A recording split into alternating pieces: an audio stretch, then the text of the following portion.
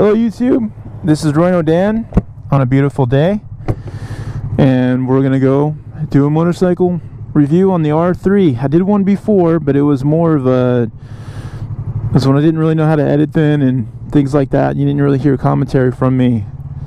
So first up, this freeway entrance right here, believe it or not, my brother's Honda almost gets us killed every time on this entrance. Right? He can't get on the freeway fast enough,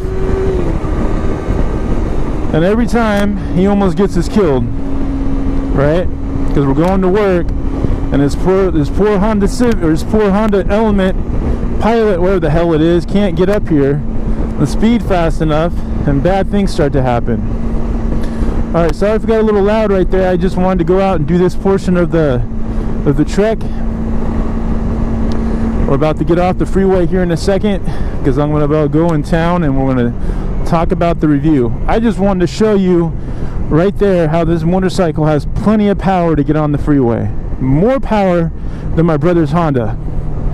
I got the speed faster, got up to 60 miles per hour faster than he ever will. I was not in any type of danger. I was not threatened at all. I wasn't any worried at all about not getting up to speed. And I could have gone faster, but there was cars in front of me. But I wanted to make a point. The point is, when people say that the R3 doesn't have enough power, I just demonstrated that it does. Compared to my brother's Honda, which almost kills us 3 out of 4 times. We have to like dodge semi trucks and everything else because we're about to get ran off the road because he can't get to 60 miles per hour fast enough or hard enough because the car just doesn't have any power. No, this bike does fantastic. So now we're going to talk about another thing too. So one of the things that I love about the R3, absolutely love about the R3, is it revs. It revs at 12,500 RPMs, which is a lot. I mean, it's a lot of fun, right? And because it revs at 12,500 RPMs, it's nice. In that video right there, you probably saw me hit red line. Yeah, I do. Because revs is fun. Revving a motorcycle is a blast. And that's what I love about this bike. You can actually rev it up and get going. Now, I'm a 300-pound rider. Now, my last video I made, I was lighter. I put on some weight recently. So if I could do this basically doubled up. So when you're watching me make this video right now and you're trying to make judgment, you're watching me basically with 250-pound riders on the bike, doubled up.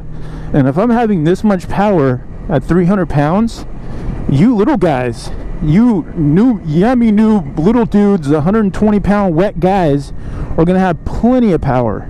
About this bike a lot. The cluster gauge.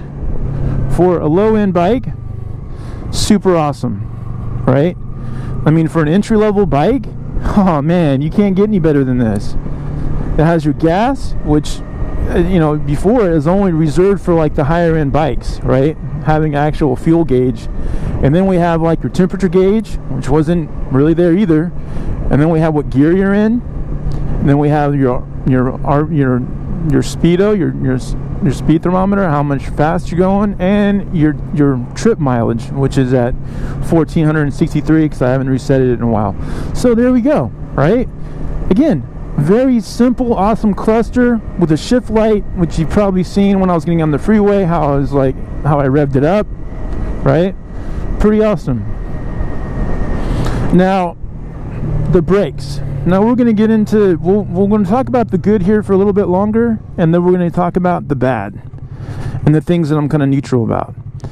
The biggest problem I have with the R3, well, let's go with the more good, sorry. I don't mean to get all writing and talking here. Another good thing I like about the R3 is actually the seating position. You can get into a full tuck. I've been into a full tuck. And you can, you know, upright for casual riding is very nice, very comfortable. And then when you need to get serious, you can get very serious and get into a full tuck. So I've done that too.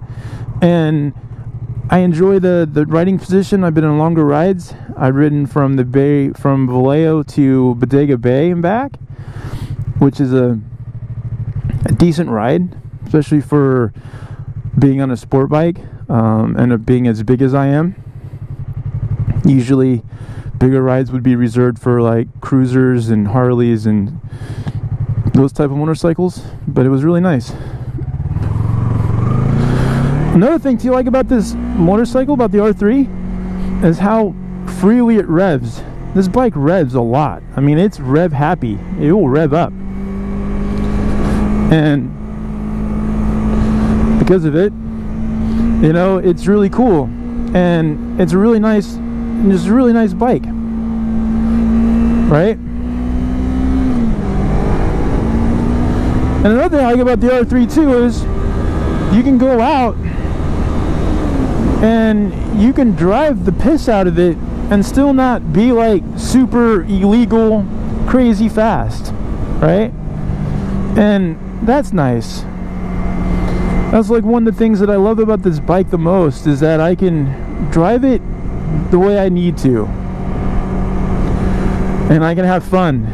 And revs are fun. I can rev it out. I don't have to like keep it at a low RPM all the time and barely do the speed limit or more than the speed limit, right? So that's nice. And I really enjoy that about the R3. So, and the R3 is a good bike. It's a good bike if you're an experienced rider and you want to get back into riding, or you want to something a little bit cheaper and you don't want to spend a lot of money on. R3 is a great bike for that. So now let's go with the bad. And I've been thinking about this for a little bit, and I had to change a couple things, like the brakes. The brakes are horrible. They're the worst. Absolutely piss poor. I don't know what Yamaha was thinking, but the stainless steel brake lines helped a lot. But I can tell you this right now, that from a motorcycle riding perspective, from an experienced rider, I hate the brakes. But now with the stainless steel brake lines, the Spiegler lines made a big difference, right? So there you have it. The suspension, I'm kind of neutral on. And the reason I'm neutral on the suspension is because it's good for a beginning rider to learn these things, to learn how to ride.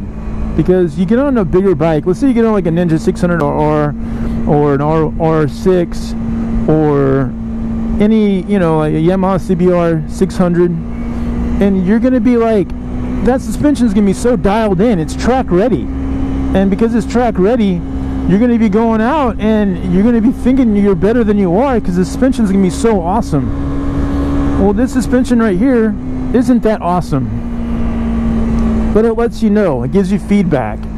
And so when you're not, you have to be good enough to go through the turns. It's not going to help you.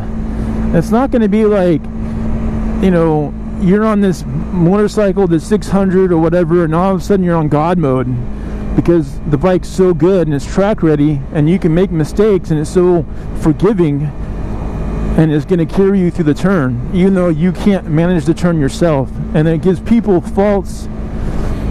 false confidence that they're better than they actually are, right? And that's what I'm trying to say here, is that with this bike, you're as good as you are. And the bike's good, but the suspension's not the best suspension I've ever been on, by any means. You know, it's not an Owens shock, front and rear. It's not even that cool at all. I mean, it's not. It is what it is. You get what you get. But from a new riding perspective, it's fantastic. It will teach you. It will help you evolve and grow into a better rider.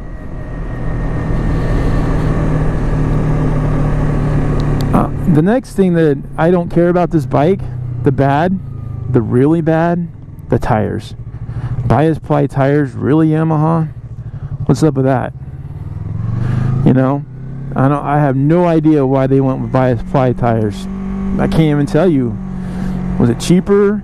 Do they last longer? I mean, most motorcycle riders are used to 3,000 miles and they replace their tires. I mean, that's just the way it is. You get nice sticky tires and you buy tires often. I mean, that's just the way it's been. And then they want to go with bias ply tires, which are not that great, and they're going to last longer, but I don't see the benefit of it. And that goes with the suspension. So the suspension's, you know, crappy. The tires are crappy. So when you navigate a corner, well, you navigate the corner. That's on you. That's good riding. This bike will make you a better rider for sure. No ABS braking, another point that's going to make you into a better rider, right? All these things are going to come together, and it's going to help you become a better rider. So, and I'm actually pretty happy there's no ABS on this bike. One, because I want to learn, you know, even myself, I like to practice good braking habits, not grabbing a fistful of brake and letting the computer, you know, sort it out for you. And having no ABS means I'm going to have to really be diligent on my braking and be mindful and everything's calculated. But for a new rider perspective, I can see ABS being a good thing, because you can grab a fistful of brake and make one of the worst riding mistakes ever, and the bike won't lock up on you and throw you off the bike, which I feel like the bike's not like it's wimpy, right? And you got to remember, revs are fun. Revs are a lot of fun. So that's about it. I mean, this is an awesome bike. It's good for an experienced rider is going to have a lot of fun with it. A new rider is going to learn how to grow and then graduate into a bigger bike. They're going to learn how to brake, shift. Oh yeah, we're going to talk about another thing is too. There's no slipper clutch, which is another good thing too, because the art of blipping the throttle and downshifting is pretty much becoming extinct. And because slipper clutches are out, you don't have to really rev match your downshifts anymore. You don't have to blip the throttle. I mean, that's just a good habits to get into, and this bike will let you develop those techniques. And you can, you know, I just did a clutchless upshift. You can do that too. You can do I've done clutchless downshifts. All that stuff right there works. I mean, this bike will handle it. This bike will do it. You can throw it at it. It's durable. I mean, I've had it for 4 months. I've beaten the piss out of it, and I've been nice to it too. But for the most part, I like to rev. I like revving up. For me is a lot of fun. So, and we're going to talk about why I think that riders should learn how to blipless downshift. I think it's a really important thing to learn how to do that, because it's an art. You know, it's something that